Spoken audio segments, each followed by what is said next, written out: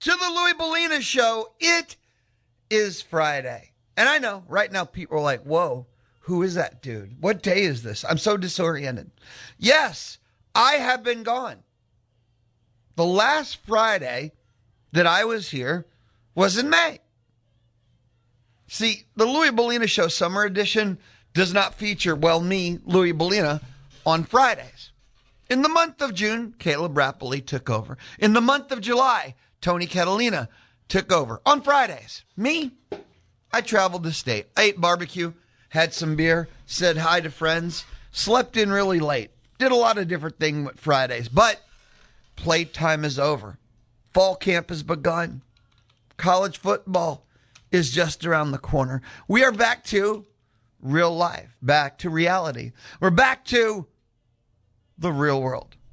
So I'm back on Fridays, and guess what else is back too? At 11:56, high school football preview, thanks to Kelly Burt-Dozer. Once the high school football season begins every Friday, it's your high school football update, thanks to Kelly Burt-Dozer. Today at 11:56, the previews begin. Between now and kickoff of high school football, Bryan, Rudder, A&M Consolidated, College Station High, Navasota, and more. And more. Every Friday, 11:56. Every Monday, 11:56. High school football preview in August begins today at 11:56. Guess who it? I was going to say what, but he's not a what. Guess who's back? Back again. Noon till 1 each Friday. Joining me inside the Charles Schwab studio, Bryce Jones, barbecue pit master. Bryce will join me noon till 1. We talk a lot of maroon and white. We talk Astros. We hang out. Bryce Jones. Today, he returns too. Something that's brand new, that's not returning, never happened before. That's a lie. For the past 14 years, Studio 12 Live would take over at 1 o'clock. Well, Studio 12 Live is no more. 14 years, they're gone. Gone. So the Louie Bellina Show on Wednesday and Friday, and today is Friday, goes till 2 o'clock. Holy cow. A week from today, Josh Kendall of The Athletic, he's their NFL guy, will be joining us on the D4 Land Services hotline. Decided we need more NFL. A lot more. He will be there for us. But today, at 1:35, Aggie football player listen-in. Mark Naboo and Dalton Brooks. 1:35, Aggie football player listen-in. Now, that's a lot of Louie Bellina Show on a Friday, but there's more. Ticket booth will open at 1 o'clock. Thanks to Dixie Tire Company. Listen in to win. That, plus you and you. You can text me, 979-693-1150. 979-693-1150. Hit send. I'll see what's up inside the inbox.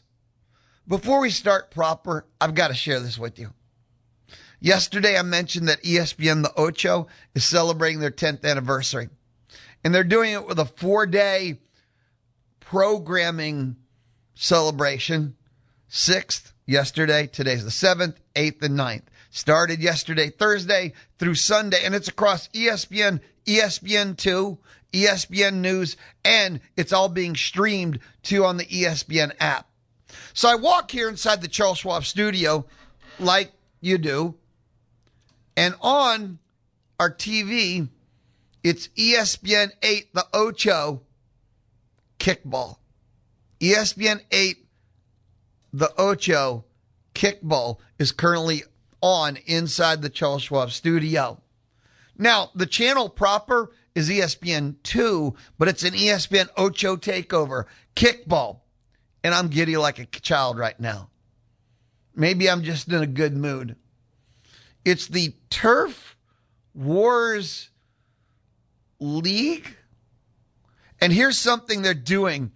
ESPN has their Wide World of Sports complex in Florida. and they're doing something like 8 different live sports at their ABC Wide World of Sports so that they can have it as a part of the Ocho celebration. This is one of them. I don't know what I'm watching. This does not look like any kickball I remember.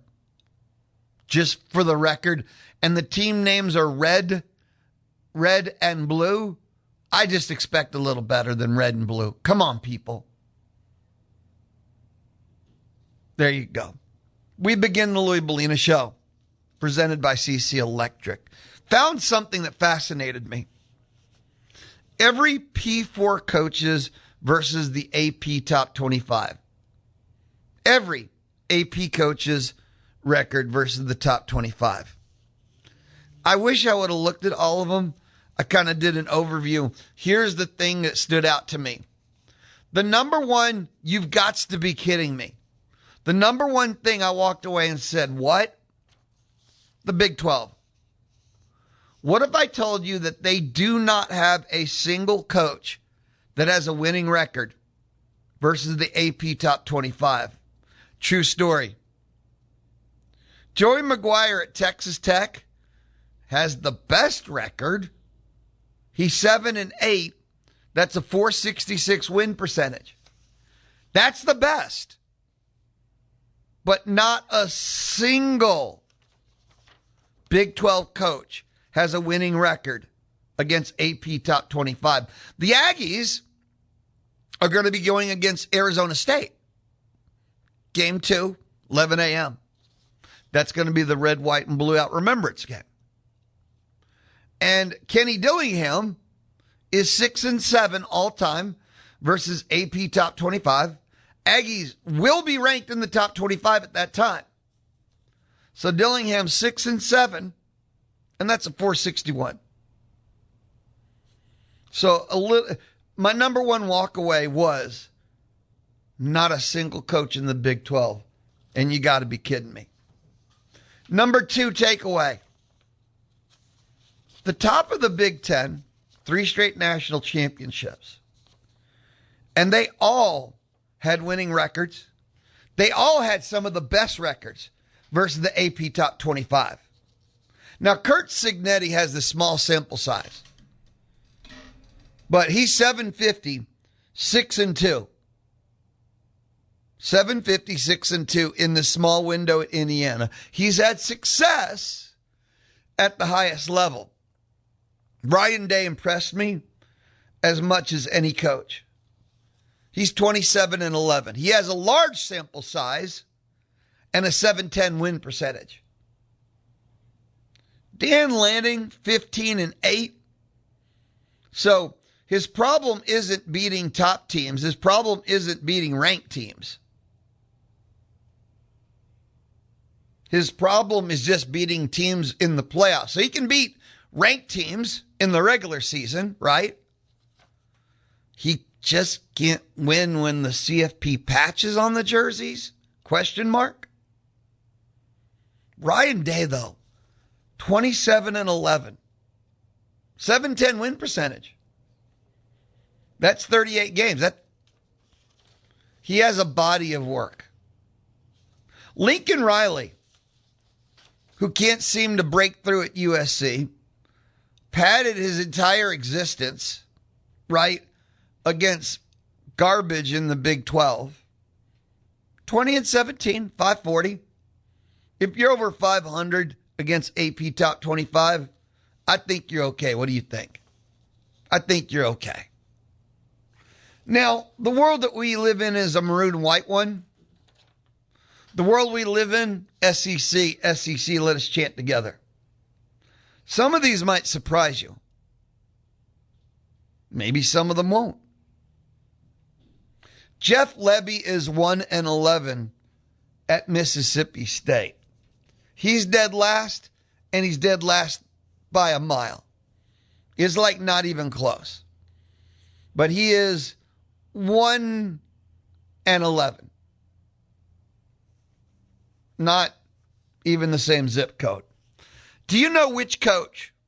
And I'll give you 2 guesses. And I don't think you'll get it, actually.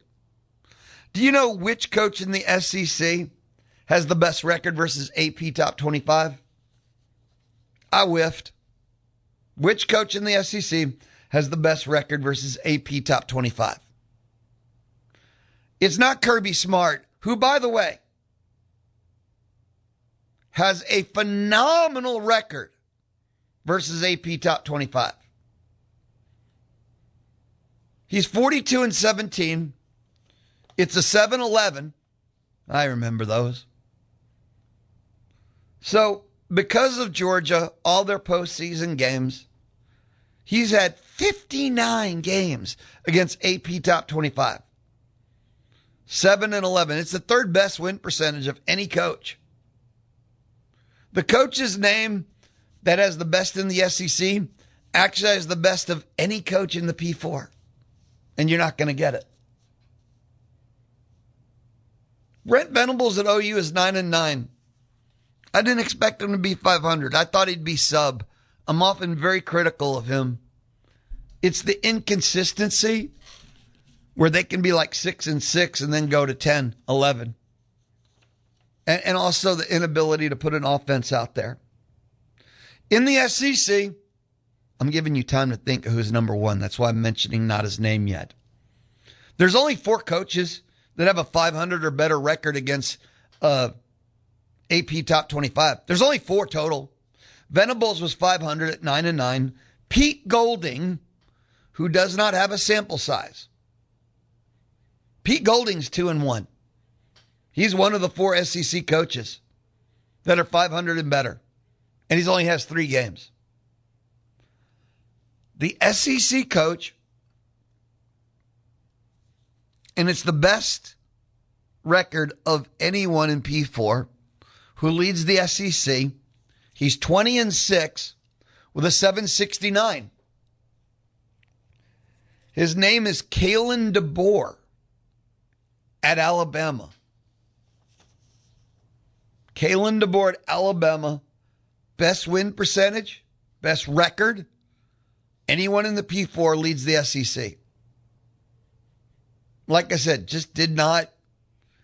This is a guy that, about to be fired at Bama, about to. He can win a national championship this year and make us all look like idiots. So let's just say he's on one of the hottest seats easily by a mile. It's not even a question. Easily not even a question. Yet, AP top 25, 20-6. At Alabama, they don't care about wins. They care about winning it all, and there's a difference. It's really special, but winning 10 games, even 11 games, it's about what you do. They live kind of that pro life. It don't matter that you're supposed to win games. That's the given part. But you're also supposed to win the natties. If you can't accomplish the second part, what's the point of the first part at Bama? I walk with them. I understand them. They make sense to me. But yeah, I thought that was fascinating to me personally. I didn't mention Mike Elko, Texas A&M. He's 6-8, 428. I wouldn't say he's a new head coach. It'll only be his 3rd year at A&M, and you put it at Duke, time 2. 6-8, 428. Something tells me, and see, this is the fascinating part. He's going to play 6 top 25 teams this year. And you know how things go. Maybe there's a team or 2 that don't pan out. So maybe it'll be 5. If A&M's going to accomplish their goals this year, he'll have to have a winning record against top 25 teams. Elko probably should, if A&M's going to accomplish their goals, end up at 500 at the end of this year. And I mentioned there's only 4 in the whole SEC. They're 500 or better, and Golding only coached 3 games. So you understand the rarity in the SEC of getting to be 500 or better against AP top 25. And if A&M this year is to reach the higher level goals, they're going to have a winning record against AP Top 25. If A&M does that, Elko will be at 500 at the end of the year. So, Elko should join that elite category.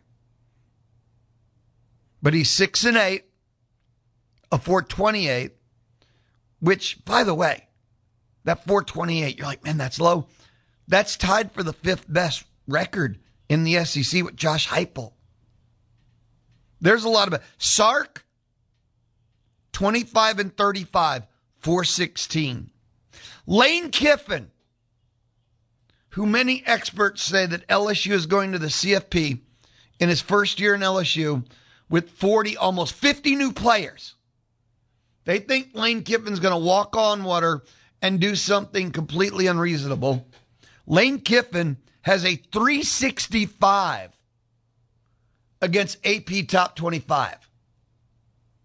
15-26.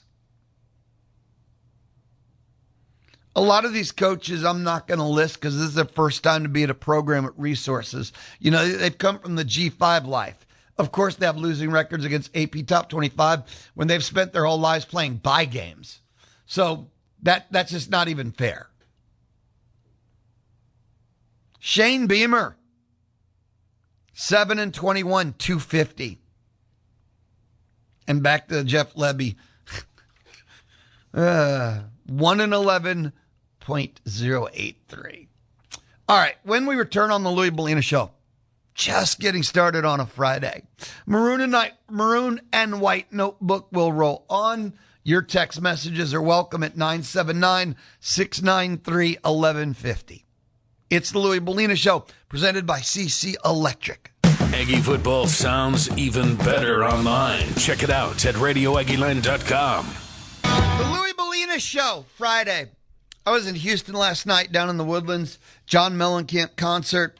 Epic, awesome, incredible. I've always been a fan, so I knew I was going to enjoy it. That was not really ever in question, but this transcended enjoy. He was spectacular.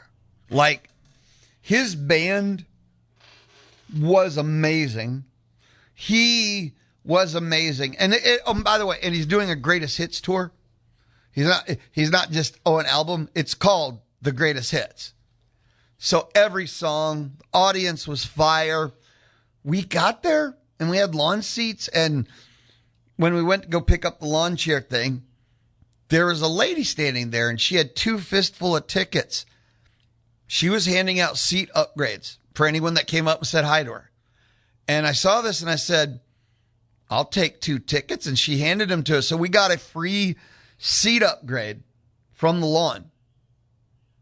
And I don't think that's ever happened. That's happened once before, but that was back in the 90s. So anyway, but the concert was spectacular. Every song, again, a hit. It just was great. It was epic. So a lot of Mellencamp today. You'll notice in my musical choices. I'm still just feeling the concert from last night. This is the Louie Bellina Show, Friday inside the Charles Schwab studio. Coming up at 11:35, a listen in. Oh yeah, that's right. Remember, or maybe you weren't here Monday. We did the SEC, the listen in. Greg McElroy, and it was the SEC Tier 1 National Championship Contenders. We're going to do the Big 10. We're going to do the Big 10 National Championship Contenders Tier 1. Coming up at 12 o'clock, Bryce Jones is back. Barbecue Pitmaster joins me inside the Charles Schwab studio. Then at 1 o'clock, the ticket booth will open thanks to Dixie Tire Company. And at 1:35, listen in Aggie football players fall camp. All still to come. Louie Bellina Show is just getting started on Friday. ESPN recruiting. They just updated their recruiting rankings yesterday. A&M is safely the number 1. Depending on the service you look at, 6 5-stars, maybe at 7. 6 5-stars, maybe at 7. A&M is number 1 with a bullet. Top offensive prospect, 5-star offensive tackle Kennedy Brown. top defensive prospect, cornerback Raylon Henry. That class, number 1 overall, 2 5-star offensive linemen, 2 4-star offensive linemen. And you take a look heading into this season, they went and had to get 4 offensive linemen in the portal, all who started in the SEC before. And they're going to have to reload an O-line. And that's what this recruiting class addresses. And they have the 6, the 8, the 9 secondary in the country, but they're going to lose most of it at the end of this season. They're going to lose most of it. And guess what? It's being addressed in this recruiting class. You know, that's how it's supposed to work. And maybe you're kind of like, well, yeah, how else would you do it? I'm sorry. I'm used to A&M had one coach that did not address linebacker for, I'm just telling you, for the entire time. He did not have it for the entire whatsoever time. He never recruited linebackers, never addressed linebackers. So we don't normally get smart cycles like what we're seeing here. But A&M in the ESPN recruiting, still number 1 with a bullet. They updated it yesterday. Matter of fact, the only thing that I saw change, there's a flip-flop between 4 and 3, where Oregon moved up to number 3, Texas fell to number 4, which is surprising. Texas had a very active summer, added like 14 players starting on June 1st. They had like 14 players. So, yeah, just a little something that caught my attention. Taking a look, continuing to kind of have fun here, you know, maroon and white notebook, but not directly. The Athletic did something highly interesting. Super conference realignment expansion might die. You know, the SEC and Big 10 at the end of last week came out in favor of the whole Governmental Protect Sports Act. One of the provisions in it, no conference can expand beyond 19 teams. Well, the SEC is at 16, Big 10's at 19. And that provision is to stop a breakaway league. That provision, if you look at where the leagues are, that there's only so much more pilfering to happen. It would slow things down. So the Athletic just decided to, you know, do the exercise. Who would each conference add? And the Big 10 is the easiest. If they want to add that last team, it's Notre Dame. They will probably sit there and never add another team until Notre Dame's ready to go. Let's say that everybody signs the Protect Sports Act. That 19 provision's still in there. The Big 10 will probably never sign anyone until Notre Dame's ready, which could be never. The Big 10 would be too scared of missing out on Notre Dame to actually use their last 19th spot. The SEC has always been a more fascinating conversation because North Carolina and Virginia have always seemed to be the favored too. If you're going to the 19, I think that's where it actually becomes a way more fascinating conversation because Florida State and Clemson would kill. They might try and go SMU and forfeit almost all the revenue for X amount of time. Both those schools, the SEC already has covered. It's almost like the SEC would almost tell ESPN to pick on the third one. Miami's having a resurgence, but the markets are covered. At one time, all the realignment was based upon you had to get TV markets you didn't have. Well, there's very few markets of value left to grab. And you're not going to grab markets that have no value, so I don't know the value of that anymore. I remember one time reading that the future of all this super conference realignment stuff was in the streaming, and streaming is alumni bases or just, universities with social imprints was more important for expansion because all the TV markets were covered. So that's how the conversation or what is needed has changed. I don't know the current state personally, to be fair. What do you want to expand in that adds value to your package? Is it still best TV markets? But what if you have any TV markets of value? At what number, if you're outside of market 10, 20, 50, does it not matter for television anymore? I know what that means in radio conversations.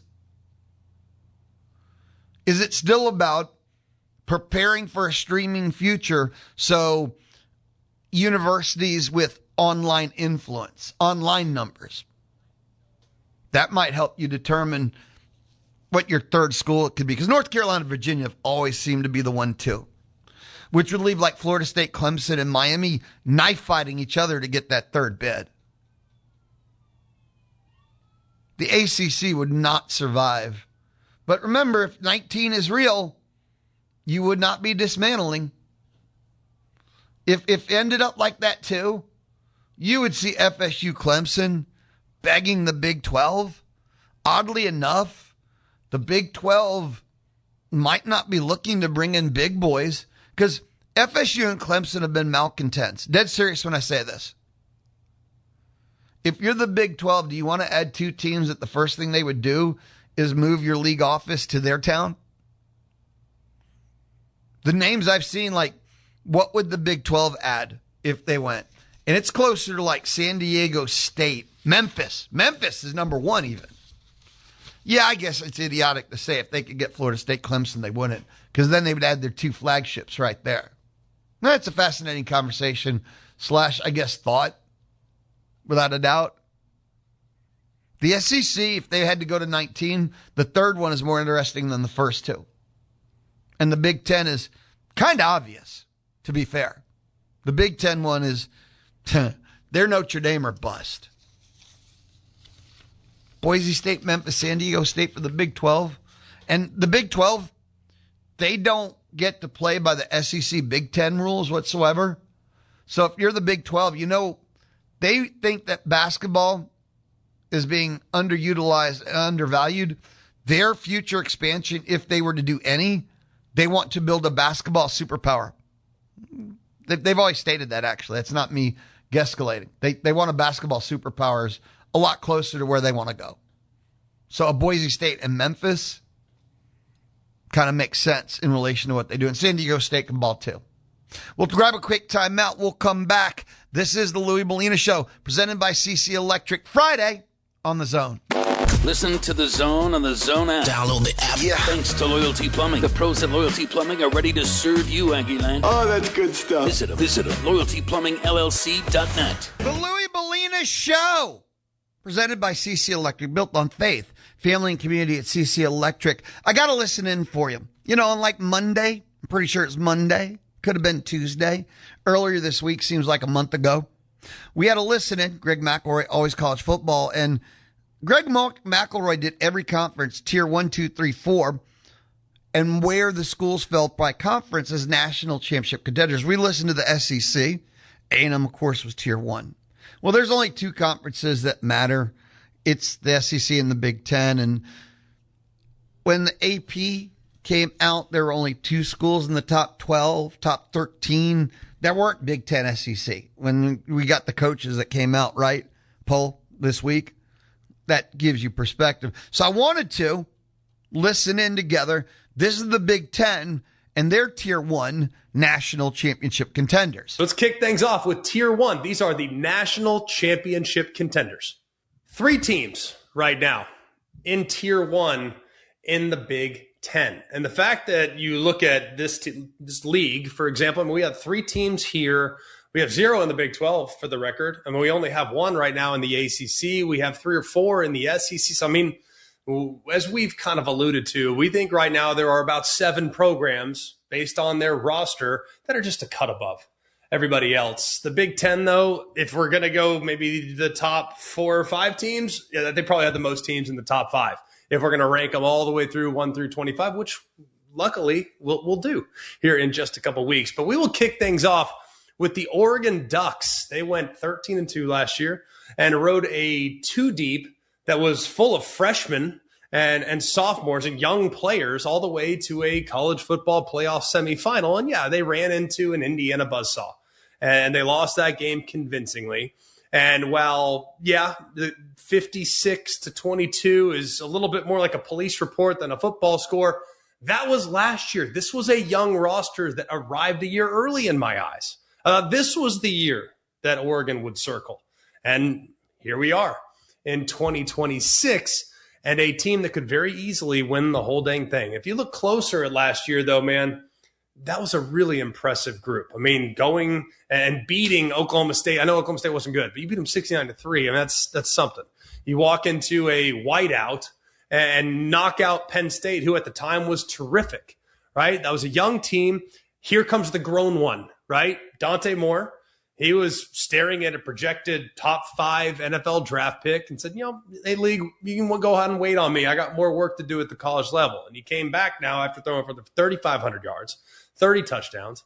And if you watch him, man, he was certainly one of the more efficient quarterbacks in all of college football. Now, one thing that he needs to maybe clean up is the bigger the game, the bigger the stage, just don't make those mistakes that he made a year ago. He had 8 picks out of his 10 interceptions last year that came against top-ranked teams. So he's coming back as a rightful Heisman candidate. And just for fun, because why not have 2, they decided to add the Nebraska starter as well and Dylan Raiola to hold the clipboard. So you got a great backup situation as well. Most teams, I think, would use the backup as their starter in college football. And the other thing, too, that was kind of lost in the fold last year, the receiver room was pretty banged up. You have Evan Stewart, who missed all of last year. You have Decorian Moore, got a little bit banged up at times last year. You also have the entire starting defensive line that returns intact, and I think it's the best group in the sport with Mateo Uiagalelei, Bear Alexander, Amari Washington, and Tatum Tuioti. Those guys are all now entering into their 3rd full year as a starter, and that's the kind of front where the backups start elsewhere. You had guys leave because they couldn't start in front of the guys that are listed, and all those guys are back. And then you have the secondary, which is already pretty loaded. They go out and they signed arguably the best transfer portal player in the secondary in Cord Parrish, who's going to be great. So good luck throwing on these guys the next couple of years, right? Especially with that pass rush that's going to be legitimate. Now, there is a real question. They have a couple of new coordinators. And if that's your biggest worry, then you're a national title favorite, right?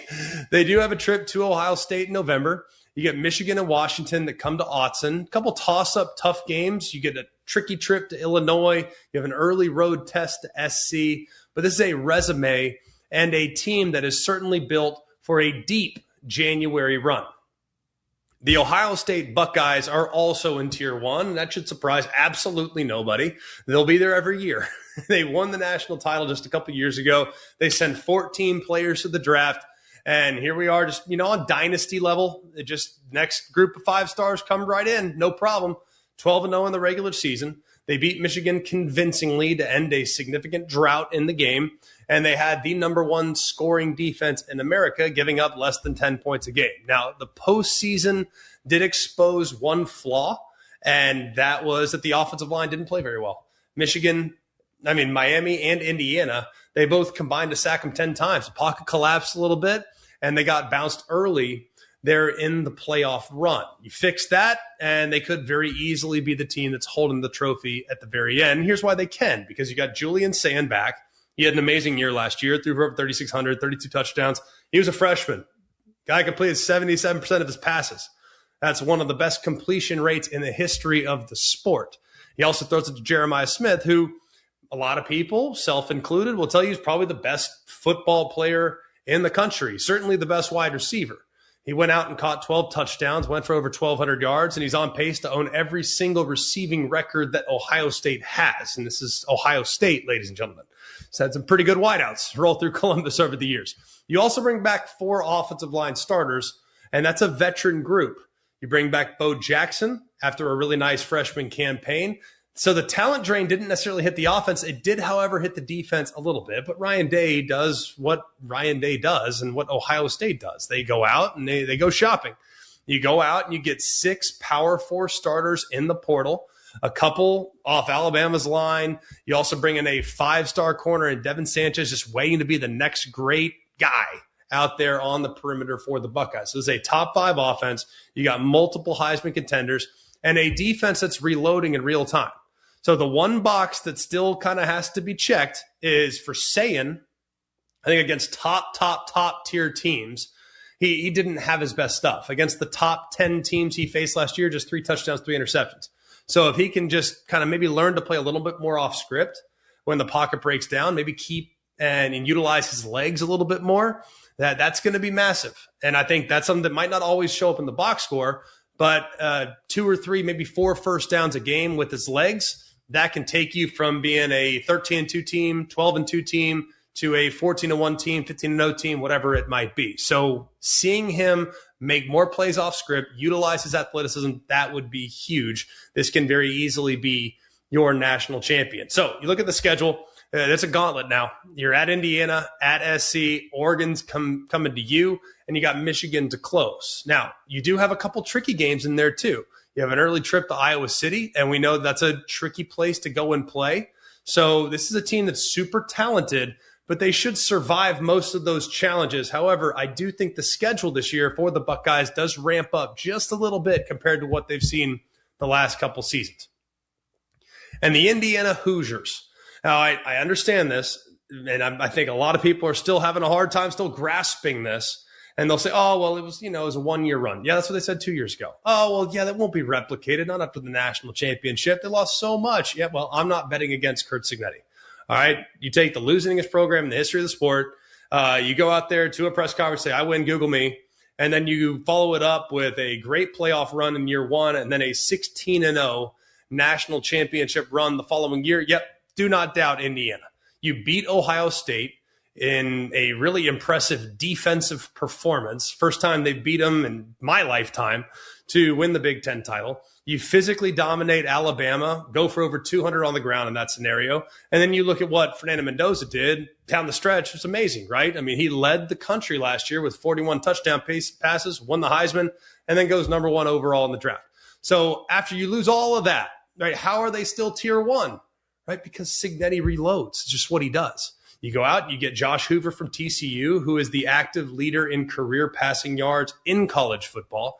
Now, he maybe turns it over a little bit more than you'd like, and even Cignetti and his previous coach acknowledged that, but he's walking into a really good scenario where the run game will take some of the pressure off, and he's got a great defense.